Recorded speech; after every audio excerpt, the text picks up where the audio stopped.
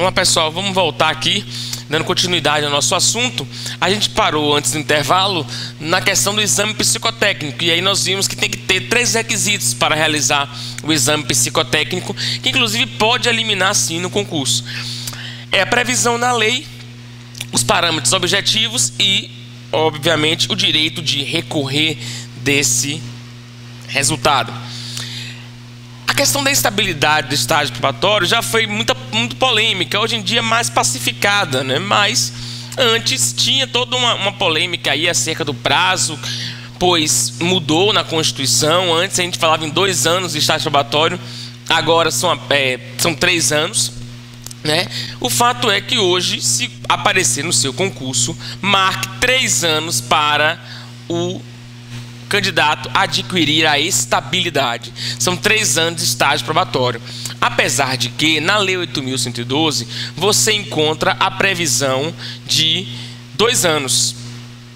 Só que a lei foi revogada. É uma revogação que a gente chama de revogação tácita.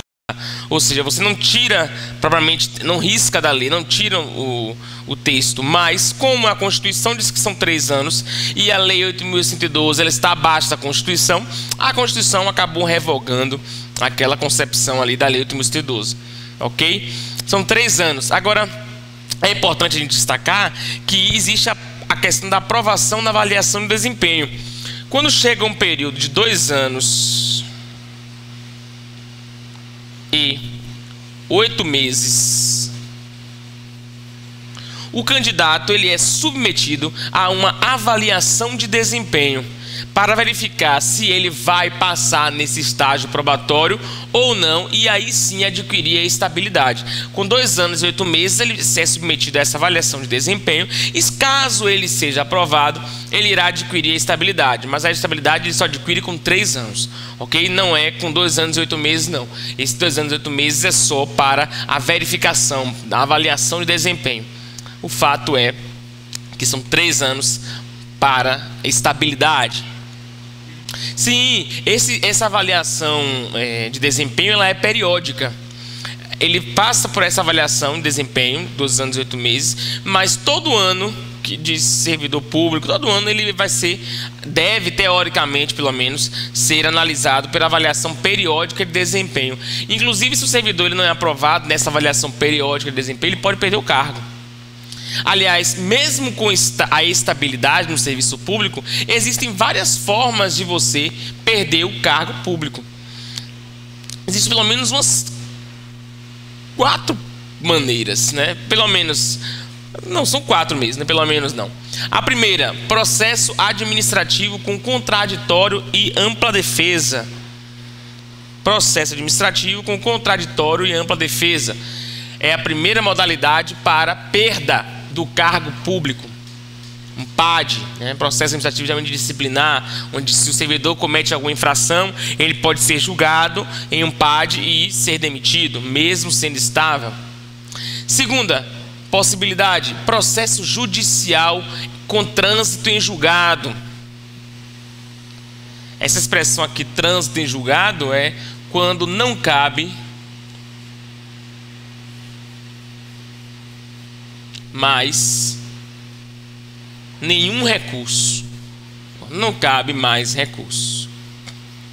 Então, só após o final do processo, com trânsito em julgado, não cabendo mais nenhum recurso, o servidor público poderá ser demitido. Avaliação de desempenho. A avaliação de desempenho ou avaliação periódica de desempenho é aquela situação que você até falou. Todo ano ele faz uma avaliação de desempenho, apesar de que a Constituição diz que tem que ter uma lei para isso, né? Tem que ter uma lei específica tratando dessa avaliação de desempenho, só que a gente não tem essa lei. E aí cada órgão acaba fazendo a sua própria avaliação de acordo com as suas regras internas lá. Se ele não passa nessa avaliação de desempenho, ele perde a estabilidade, perde o cargo. E por fim, existe uma possibilidade aqui de racionalização da máquina administrativa. É uma possibilidade prevista no artigo 169 possibilidade prevista no artigo 169 da Constituição, que trata-se da questão, deixa eu colocar para aqui, trata-se da questão de economia. A Constituição, ela diz assim, que a União ela pode gastar com regime de pessoal, gastos com pessoal, né, com servidores, até 50% do seu orçamento. Caso a União ela ultrapasse, União e municípios e estados podem até 60%. Caso eles ultrapassem esse valor, é preciso cortar gastos, é preciso cortar, né, seus empregados. E aí ela primeiro deve cortar 20%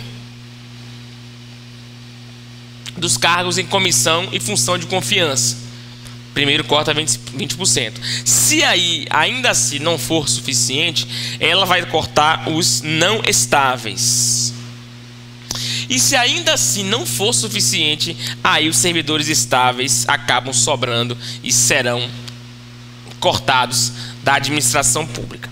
Eles são o último da lista, né? Tem que cortar esse pessoal todo aqui primeiro, mas é possível sim. E outra coisa, esse servidor é o único que vai receber uma indenização. Ele recebe uma indenização de 1 salário por cada ano que ele tiver tido de trabalho. Então, se ele tinha 10 anos quando foi exonerado aqui, ele vai receber 10 salários como forma de indenização.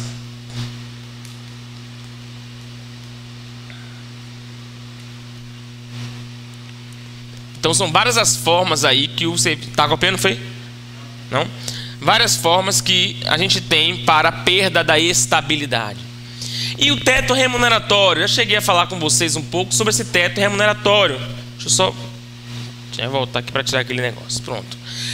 No Brasil, o teto geral é o do ministro do STF.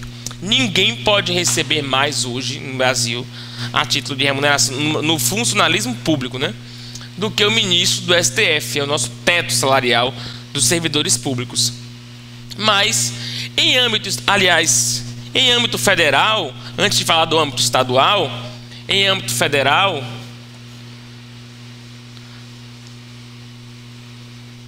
a gente tem que dividir, né, entre poder executivo, judiciário e legislativo. Deixa eu olhar um espaço aqui. Vamos lá. Em âmbito federal, se eu falo no poder legislativo, o topo dos salários é dos senadores e deputado federal. Se eu falo no âmbito do executivo,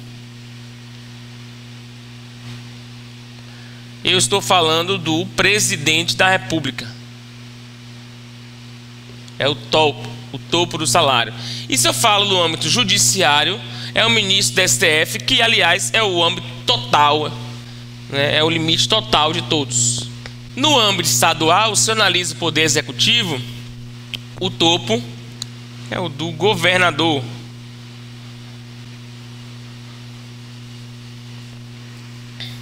No âmbito do poder judiciário, o topo é o desembargador.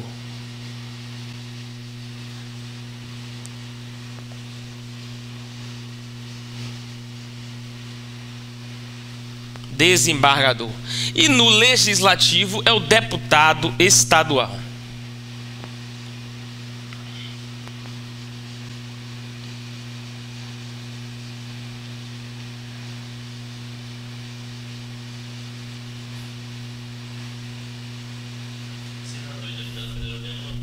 Isso. Claro, assim, no plano teórico, tá? Porque isso aí varia também de acordo com... Tem os abonos, as gratificações, aí pode ser diferente, só não necessariamente é igual. Alguns auxílios que uns podem ter, outros não, a depender da necessidade, enfim. E no âmbito municipal, eu só tenho legislativo e executivo, né? Eu não tenho judiciário no âmbito municipal. Então, no âmbito municipal, ninguém pode ganhar mais do que o prefeito. No âmbito executivo. E no âmbito legislativo, ninguém ganha mais do que o vereador. Prefeito e vereador são os topos salariais. Então, esses são os tetos remuneratórios. Diga. Olha, o salário do ministro do STF está em média... O salário só. Ele está em média em, acho que é 35 mil reais. Só o salário. Mas eles ganham muito mais que isso, por conta das gratificações. Então, aí é mais 60 mil reais. Mas a média de salarial é 35. Acho que eles aumentaram esse ano aí. Eles estavam achando pouco. Eles ganhavam 32 mil e aumentaram para 35. Uma coisa assim.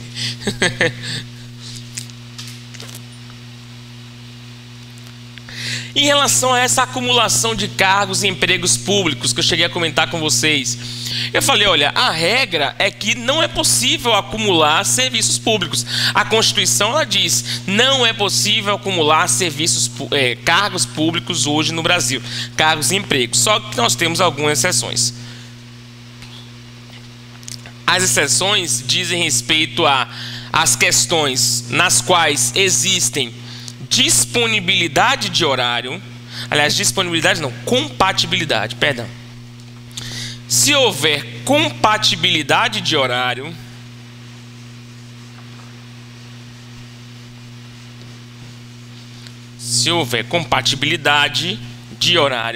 é possível acumular os seguintes cargos. O servidor público, o empregado público, ele pode acumular compatibilidade de horário, ok. Dois cargos de professor, é possível. Um de professor e outro técnico ou científico. Lembrando, esse cargo técnico não é um cargo técnico judiciário, nem técnico analista, não. Técnico ou analista. Um cargo técnico é um cargo, como eu posso dizer, um cargo de carreira. Por exemplo, administrador, psicólogo, tudo isso é um cargo técnico. Faz contraponto ao científico, que são cargos de pesquisa. Então eu posso acumular um de professor e outro técnico ou científico, e dois da área de saúde. Dois da área de saúde.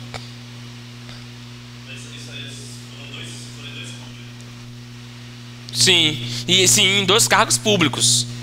Dois cargos públicos. Cargos ou empregos públicos. Dois de professor, um de professor e outro técnico, ou dois da área de saúde. Em relação ao trabalho da iniciativa privada, não tem nada, não entra nesse cálculo, não.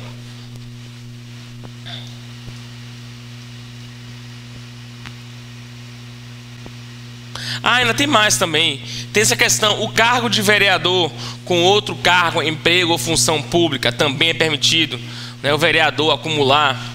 Também é permitido um cargo de magistrado com outro no magistério, né? Professor e juiz ao mesmo tempo.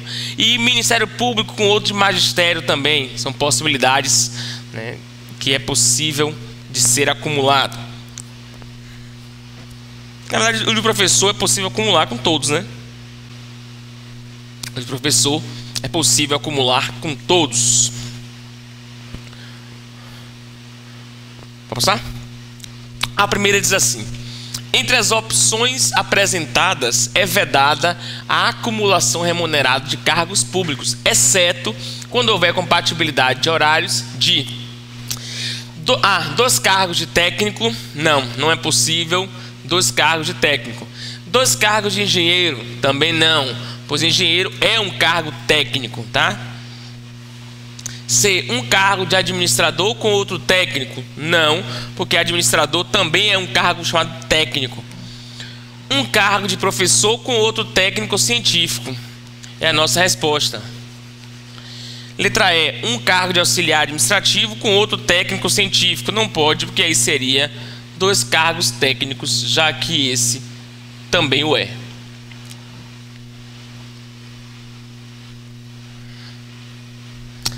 Segunda questão, diz assim: segundo a Constituição, os cargos, os empregos e as funções públicas são acessíveis aos brasileiros que preencherem os requisitos estabelecidos em lei, assim como, na forma da lei, aos estrangeiros. Verdade. Mesmo sendo brasileiro, também tem que preencher os requisitos previstos em lei, né? Maioridade, formação específica, quitação eleitoral, todas as questões. 3. Em decorrência do princípio da organização legal do serviço público, somente por meio de lei podem ser criados cargos, empregos e funções públicas. Verdade também. O princípio da legalidade, né? Organização legal,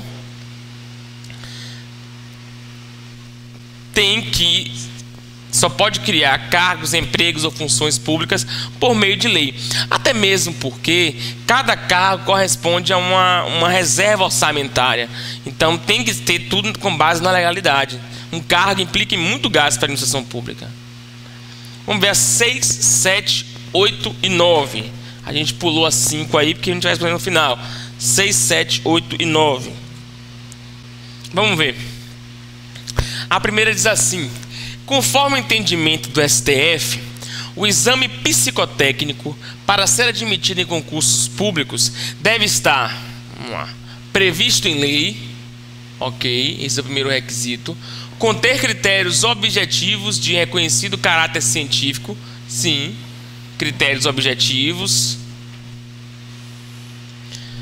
sendo prescindível a possibilidade de reexame na esfera administrativa. E aí? Sabe qual é o problema dessa questão aqui? Essa expressão que sempre pega os candidatos. Prescindível. Prescindível é o contrário de imprescindível. Prescindível é quando você abre mão de alguma coisa. Prescindir. Então, eu não posso abrir mão da possibilidade de reexame na esfera administrativa. Ou seja, eu não posso abrir mão do recurso.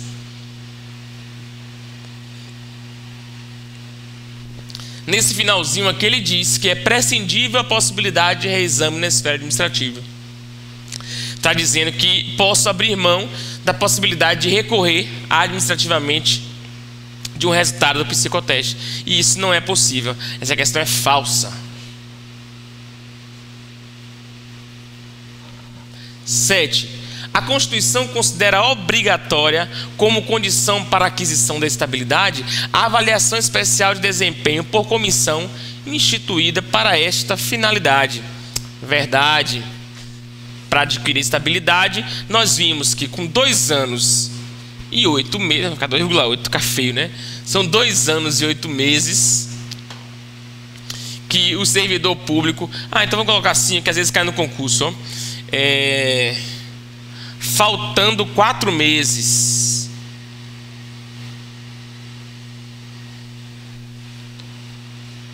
Faltando 4 meses, o sujeito passa para elevação de desempenho, né? Faltando 4 meses para os 3 anos. 8º, os agentes públicos só podem prover seus cargos por concurso público.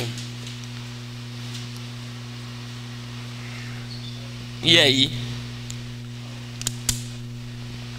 Não, né? Primeiro, ele está falando em agente público. Quando eu falo em agente público, eu estou falando dos agentes políticos. Eu estou falando, inclusive, do particular em colaboração. Eu estou falando... mas quando ele está falando que prover seus cargos por concurso público, tem aquela questão da indicação. Todas aquelas exceções que eu falei para vocês de nomeação de ministros, nomeação do Tribunal de Contas. Então não necessariamente só por concurso público. Eu tenho outras formas aí de ingressar no serviço público que não somente o concurso. 9. O servidor público estável apenas perderá o cargo em razão de decisão judicial. Não. A gente viu que ele pode perder o cargo por um processo administrativo disciplinar. Ele pode perder um cargo por questão também avaliação de desempenho. E ele pode perder o cargo também por corte de gastos. Corte de gastos também. Aqueles casos lá do artigo 169. Vamos falar um pouco sobre a previdência dos servidores públicos. É claro, como trata-se de um curso de direito administrativo, a gente não vai aqui, né, aprofundar tanto na questão previdenciária. O nosso objetivo é entender de forma superficial e como está prevista na Constituição a questão da previdência dos servidores públicos. Quando eu falo em previdência dos servidores, eu preciso dar uma base primeiro para vocês do que é a previdência social e quais os regimes que nós temos na previdência social. Porque nós temos o regime mais conhecido, que é o regime geral de previdência social, onde eu enquadro os empregados da iniciativa privada, que são os da CLT. Então, os empregados da CLT, onde eu enquadro os empregados públicos, que também são CLT, onde eu enquadro aqueles que têm contratos temporários com a administração pública e onde eu enquadro aqueles que seguem em um cargo em comissão. Esse cargo em comissão ele tem uma característica bem interessante, porque é um cargo em comissão, apesar de ter um vínculo estatutário, segue o regime geral de previdência social. Então, um sujeito que tem aí um vínculo estatutário, mas a aposentadoria dele é pelo regime geral de previdência temporária ou social, em virtude da temporariedade do cargo. Isso foi julgado pela STF. Em contraponto a esse regime geral de previdência, nós temos o regime especial da Previdência Social, que é justamente o regime dos servidores públicos, que são aqueles que ocupam cargo efetivo e cargo vitalício. Aliás, só para esclarecer também esse cargo vitalício é aqueles que correspondem aos cargos dos promotores e dos magistrados, né, que são cargos. No cargo vitalício, esses sujeitos adquirem a vitaliciedade com 2 anos. Os sujeitos adquirem a vitaliciedade com 2 anos e esses sujeitos só podem ser demitidos por sentença judicial. Esses aqui sim, só por sentença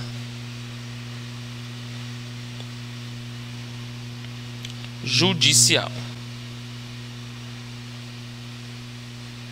Esses sujeitos, é por isso que às vezes quando tem um processo administrativo contra o juiz, a gente vê lá, o juiz vai ser aposentado, né? A penalidade é aposentar ele. A penalidade que eu falo administrativa é aposentar esse juiz, mas porque ele só pode perder o cargo por processo judicial, uma sentença judicial com ampla defesa e com contraditório.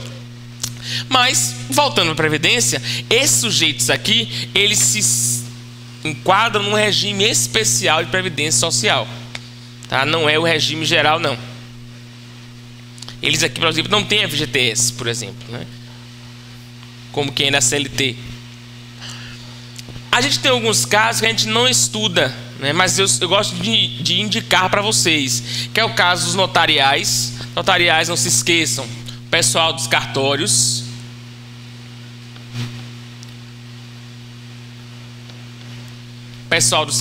os casos notariais, que são aqueles particulares em colaboração, como a gente viu, mas eles se sujeitam ao regime geral, tá? E ele também tem uma regra específica de não submeter a aposentadoria compulsória dos 70 anos, aquela que quando você completa 70 anos tem que se aposentar. Eles seguem esse regime. A gente não estuda eles, só quando é concurso específico para cartório. Tem o caso também da polícia, o caso dos militares, que eles nem se aposentam, eles ficam na chamada reserva remunerada, né, e são custeados pelo Estado, pois tem um regime previdenciário próprio. Os casos militares também nós não estudamos. O que nós vamos estudar é o regime. Antes de falar do regime especial, eu quero explicar um lance para vocês que é uma questão bem interessante. O que é que diz sobre essa questão da aposentadoria? A aposentadoria é chamada um ato complexo. O que é um ato complexo? É um ato que depende de 2 manifestações de vontade.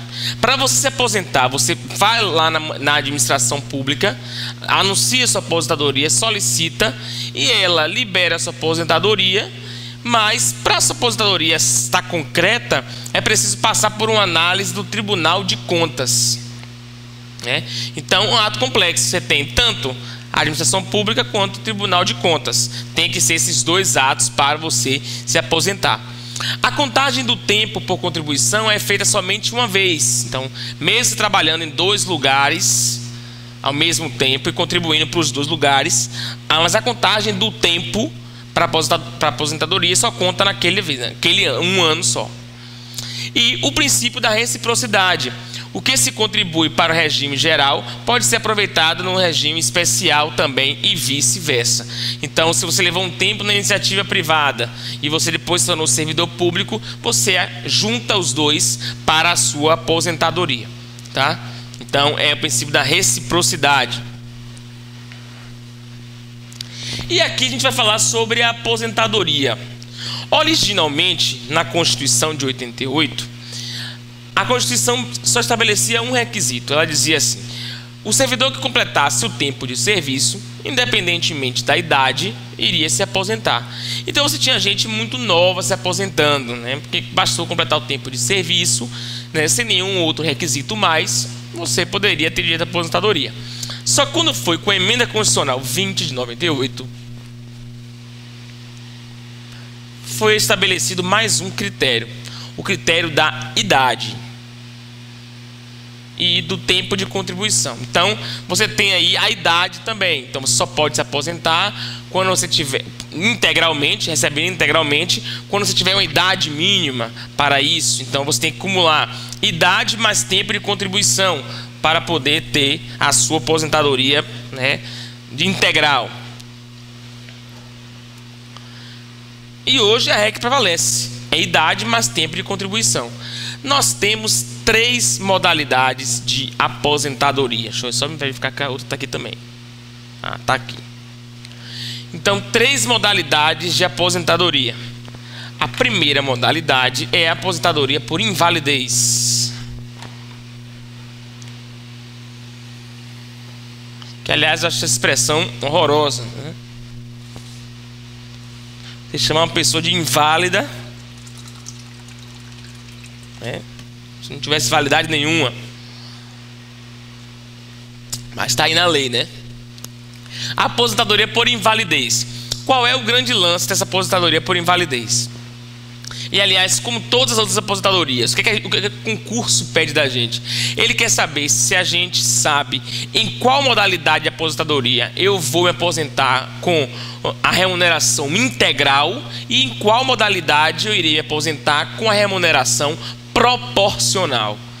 Veja, na aposentadoria por invalidez, o sujeito se aposenta com proventos proporcionais ao tempo de contribuição.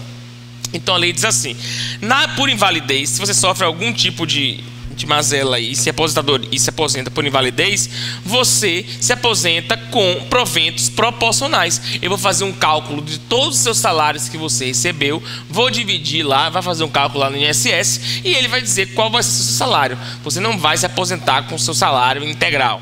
Aliás, hoje em dia ninguém se aposenta mais com o salário integral, né? Tem o teto lá do INSS, que acho que esse ano está em 5 mil, eu acho.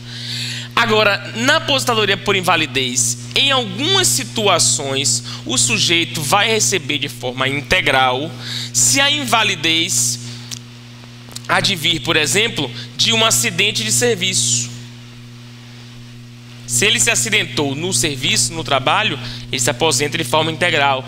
Ou de uma moléstia profissional ou doença grave, contagiosa ou incurável, na forma da lei.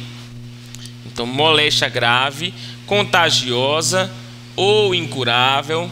Então, moléstia profissional ou doença grave, contagiosa ou incurável, na forma da lei. Então, na lei existe uma lista de doenças lá, que se o servidor tiver com alguma daquelas doenças, ele vai se aposentar por invalidez e se aposenta de forma integral.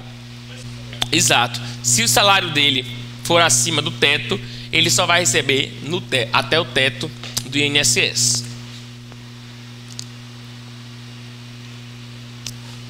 Então, a aposentadoria por invalidez é a primeira modalidade para continuar recebendo, né? É verdade. É verdade. O colega está comentando aqui a questão do auxílio-doença, né? Que as pessoas estão recebendo auxílio-doença e aí, depois de 24 meses, né? Se você não melhora, você aposenta por invalidez. E aí, muita gente torce, né? Para se aposentar por invalidez aí. Então, aposentadoria por invalidez. Fique na cabeça que a ideia é proporcional. Tá? Em regra, é proporcional. Ainda que te associe logo a invalidez a um acidente de trabalho, mas para a lei, a forma como a lei foi construída, o texto foi construído, é como se fosse um exceto, é uma exceção. Aposentadoria compulsória, que muita gente chama de expulsória, né? Que bota o servidor para fora, servidores que não querem sair de lá, que diz: você completou 70 anos, vai se aposentar. Completou 70 anos, é obrigatório se aposentar. E você se aposenta, em regra, com proventos proporcionais ao tempo de serviço. Claro, possa ser que ao chegar aos 70 anos, você já esteja com tempo de serviço mais idade, né? Mas se o critério for só 70 anos, se aposentará com proventos proporcionais. Então, primeira modalidade, por invalidez. Segunda modalidade, compulsória. Terceira modalidade, aposentadoria voluntária. A aposentadoria voluntária, né? Você tem duas situações. Em relação aos servidores que cumpriram todos os requisitos até a data de promulgação da Emenda Constitucional 41 de 2003, a aposentadoria será calculada integral ou proporcionalmente de acordo com a legislação vigente antes da demanda. Essa legislação a gente não estuda. Essas regras de antigamente a gente não estuda. O que a gente estuda é o que já está posto atualmente na Constituição, que é, aos demais servidores públicos, depois de 2003, não há mais a possibilidade de aposentadoria com proventos integrais. Então veja, até 2003 você poderia se aposentar com provento integral, o seu salário inteiro. Hoje o seu provento é com base no teto do INSS, passando o seu valor a sujeitar-se ao patamar, né, do regime geral de previdência social. É interessante notar uma coisa aqui. Perceba que mesmo o regime sendo especial, o servidor público, o teto ao qual ele submete é do regime geral, que é o do INSS, porque o INSS é a autarquia criada para tratar da questão de previdência. Então ele trata de todas as questões de previdência social. Existe um requisito mínimo para você se aposentar voluntariamente, que é você ter 10 anos no serviço público com pelo menos 5 anos no mesmo cargo. Então você tem que ter 10 anos no serviço público, sendo que desses 10, pelo menos 5 tem que ser no cargo, para você se aposentar voluntariamente.